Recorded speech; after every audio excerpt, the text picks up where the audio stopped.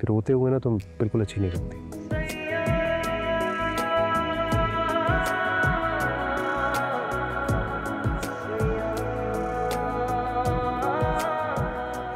बहुत रात हो गई है, सो जाओ जाके।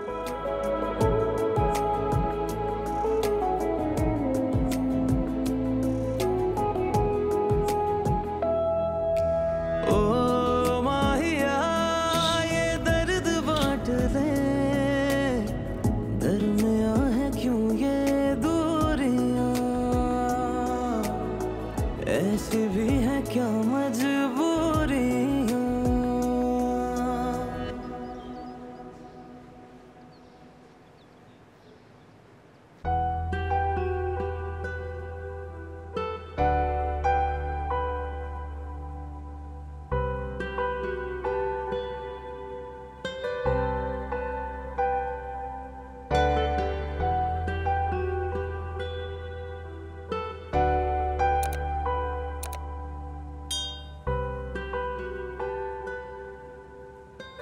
क्या कर रहे हो? कुछ ही जॉब्स निकाल रहा हूँ। वैसे आहिल, मैं सोच रही थी कि जब तक तुम्हें अपने मतलब की जॉब नहीं मिलती तब तक कोई छोटी मोटी जॉब ही कर लो। आई मीन एटलीस्ट हमारा रेंट और ग्रोसरी वगैरह का तो खर्चा निकल आएगा ना। हाँ, मैंने 2-3 जॉब्स शॉर्टलिस्ट की हैं, उनका इंटरव्यू भी इसी हफ्ते में है। चलो इंशाल्लाह हो जाएगी। अच्छा सुनो, मैं सोच रहा था कि क्यों ना तुम भी कोई जॉब कर लो। घर में बैठ के क्या करोगी? मैं? हाँ, देखो ना, लड़कियों के लिए बहुत आसान होता है, इतना कंपटीशन भी नहीं होता, जॉब भी आसानी से मिल जाती है।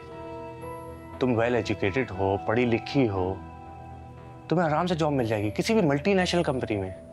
फिर जब तुम्हारी अच्छी सैलरी होगी तो हमारे अखराजात अच्छे से गुजरेंगे ना। देखो आहिल, मेरी बात सुनो, मुझे जॉब नहीं करनी है। और वैसे भी हमारा खर्चा कोई इतना ज्यादा नहीं है कि तुम्हारी एक सैलरी में पूरा ना हो सके।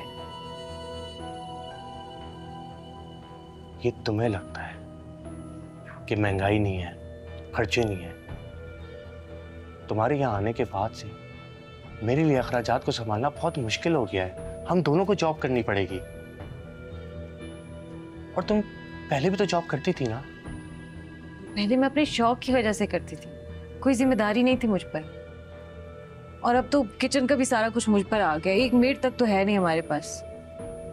उस सब में मैं ये मैनेज नहीं कर सकूंगी। प्लीज मुझे फोर्स नहीं करो। ठीक है, तुम्हें ही मुश्किल होगी, बाद में मत बोलना। मैं मैनेज कर लूंगी, इंशाल्लाह सब कुछ हो जाएगा। ओके। अच्छा, मैं अपने लिए कॉफी बना रही हूँ, तुम पियोगे? हाँ, यस।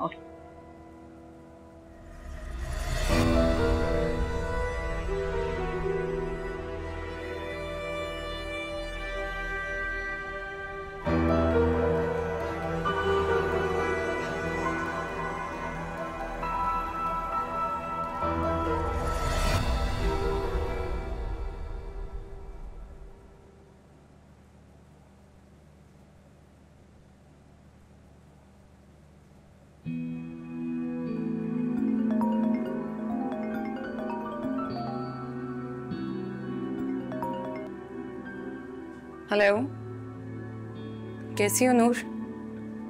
मैं ठीक हूँ, आप कैसी हैं भाभी? गुड़िया कैसी है? वो भी ठीक है, मैं भी ठीक हूँ। बताओ, खैरियत से कॉल किए?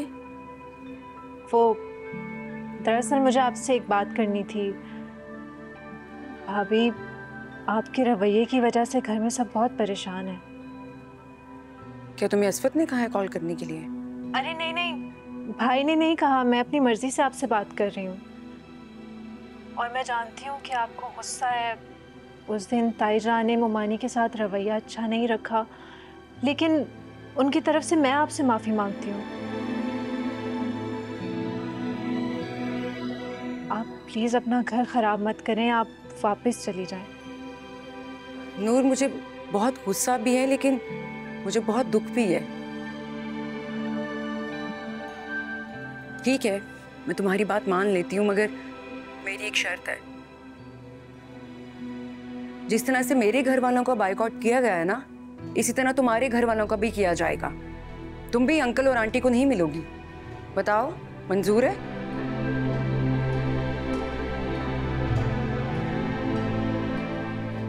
देखा, बोलती बंद हो गई ना। कहना बहुत आसान होता है नूर, लेकिन जिस पर बीतती है ना उसी को पता चलता है। हर किसी को सिर्फ बातें करनी आती हैं।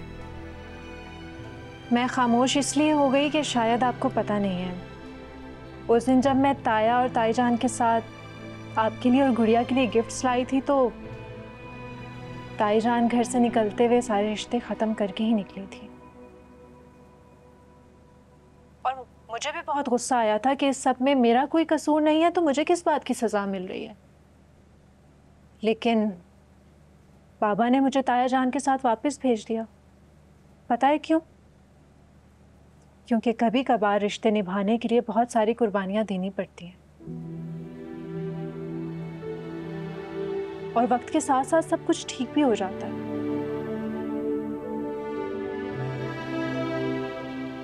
मेरी माने तो प्लीज़ अपना घर खराब मत करें।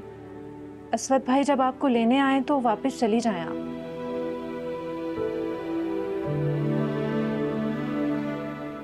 अपना और गुड़िया का ख्याल रखिएगा। अल्लाह हाफ़िज़।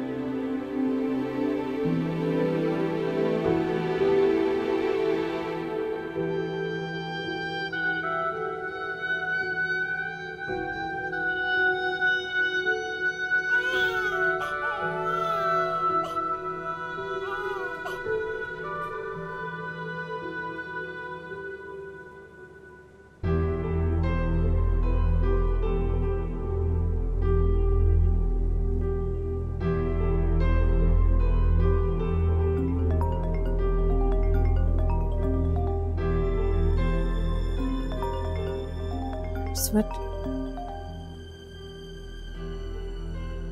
जी, अस्वद मैंने ये कहने के लिए फोन किया कि मैं तुम्हें लेने आ रहा हूँ, तैयार रहना। मुझे लेने मत आइएगा, मैं नहीं जाऊंगी आपके साथ।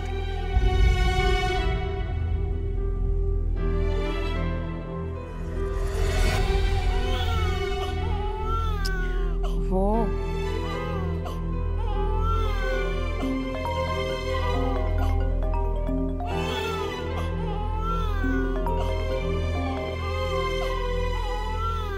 अस्वद, गुड़िया बहुत रो रही है, मुझे उसको सुलाना है।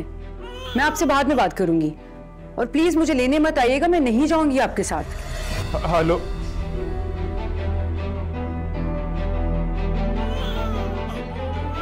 इसलिए